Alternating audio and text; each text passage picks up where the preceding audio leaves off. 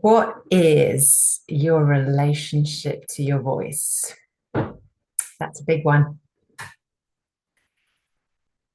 You see, your relationship to your voice really reflects or will reflect how empowered you feel or how much agency you have in this world.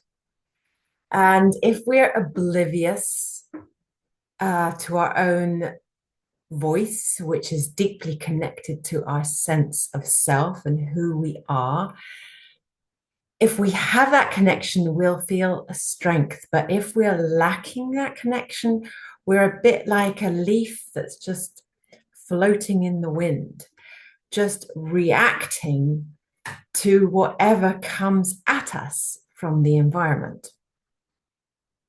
So our voice then essentially becomes a means of reaction rather than what it is meant to be, which is a deeper sense of ability that we have to express our authenticity, our true self, and who we really are in this world.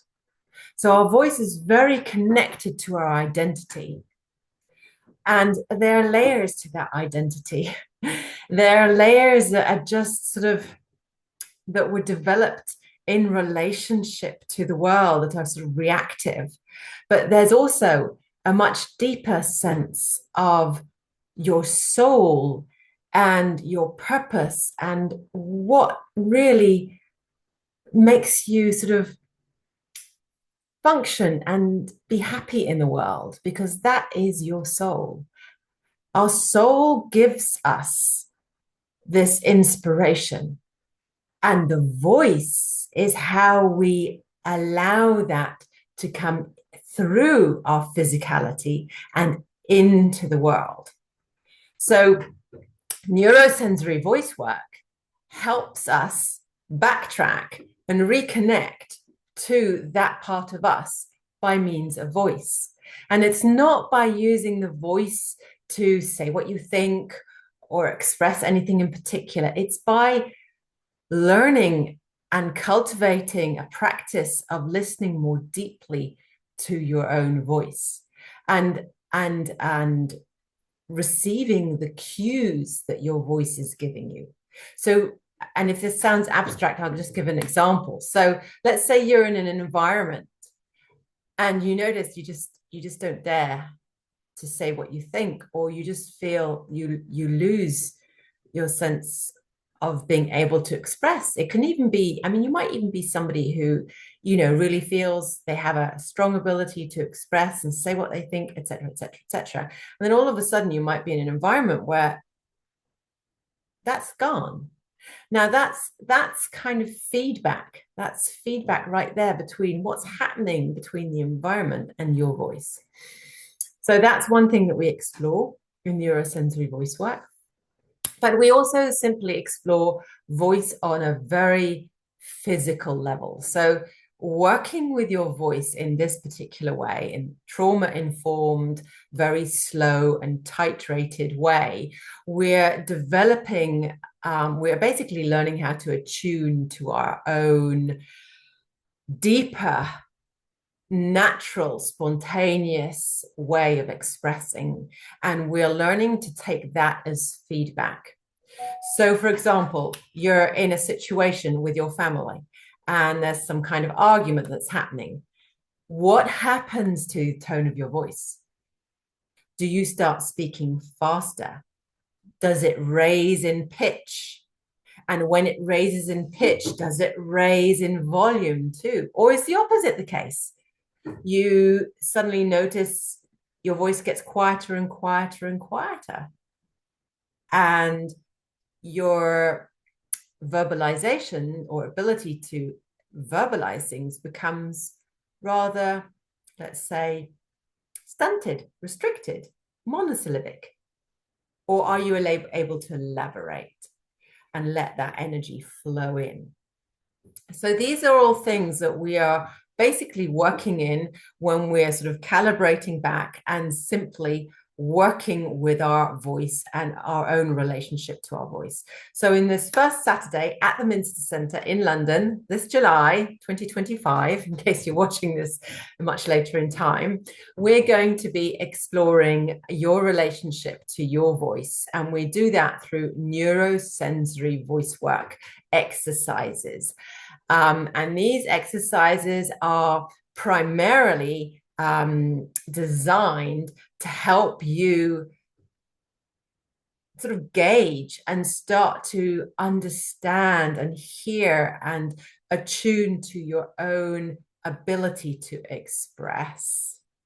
Okay, so if you're interested, if you're either a psychotherapist, somebody that works with people, a coach, or just simply somebody who is on their own path of, expression and are wanting to understand the voice, this might be for you.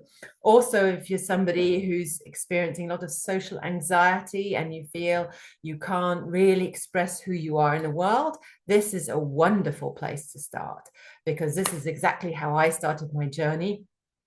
I was not even aware of how disconnected I was. And it was through this work that I started to be able to hear myself and connect to that deeper place within myself that is my soul, that is my voice that wants to come through. And we all have that. We all have it, no exceptions.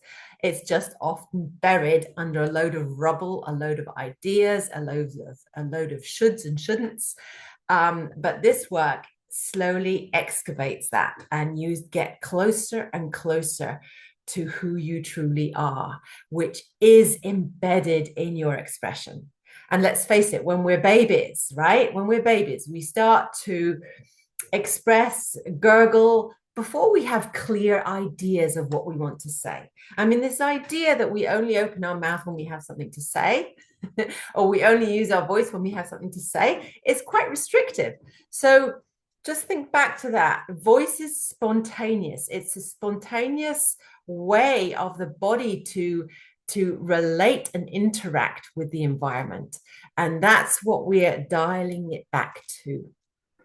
And in this first session at the Minster Centre on 5th of July, 2025, on Saturday, we're going to be exploring practical exercises of how to connect to yourself and using your voice as a tool to relate to yourself primarily.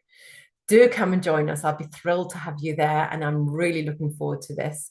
As I've said before, it's a while since I've taught in London, so this is a wonderful opportunity. It's an opportunity for a sort of really in-depth dive into your voice. So if you're a psychotherapist who wants to understand how your tone of voice impacts your clients, or if you're a coach who is unsure of how you come, you're unsure how you come across and how your voice is impacting your clients, or if you're just somebody in business who feels like you can't really stand your own and stay connected to yourself when you're in a group of people wanting to express your ideas, this is perfect for you. But be warned, this is not just a one-time public speaking thing. It's not that. This is a practice of learning how to use your voice to connect to yourself more deeply, which will ripple out into the world and have the most beautiful effects. Because when we are connected to that place of expression within us, and we can express from that truth, people feel it. Things come towards you, and there's a natural flow that happens, and that is beautiful to witness, beautiful to live in that kind of vibrational frequency. So do come along. This work is trauma informed, so if you're worried you've had a lot of trauma, come along. We work in a very titrated, slow and safe place. And if you have any questions, just pop them in the comments below. I'm happy to answer. And I look forward to seeing you there. Bye for now.